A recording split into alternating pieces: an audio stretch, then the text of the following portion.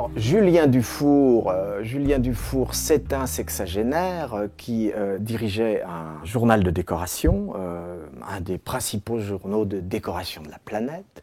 Du jour au lendemain, on l'éloigne de son titre bien-aimé dans lequel il a passé une trentaine d'années de sa vie. Et là, sa vie bascule, évidemment.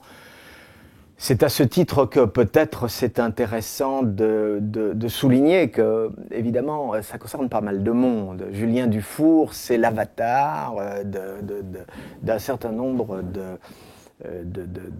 personnes à qui il est arrivé la même chose. C'est-à-dire on est écarté du jour au lendemain.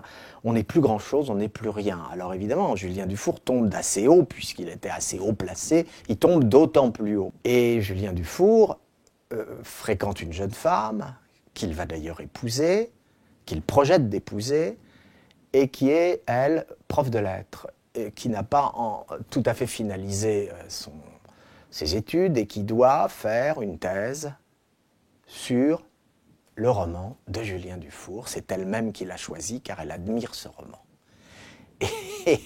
Et là, il va arriver évidemment un truc pas très correct, c'est que Julien Dufour va s'amouracher de cette jeune fille qui se prénomme Camille, et Camille, elle, va très sérieusement s'occuper du cas de Julien Dufour et peupler sa solitude à sa façon. Et elle admire tellement le livre qu'elle admire l'homme. Et puis elle se sent une vocation. Elle voudrait remettre Julien Dufour au boulot. La tranquillité, en effet, on peut l'assimiler à la mort. C'est-à-dire qu'il y a énormément de gens qui remuent pour échapper au silence, au calme, et qui ont une véritable peur, une terreur de l'abandon. En réalité, c'est un abandon que ressent Julien Dufour.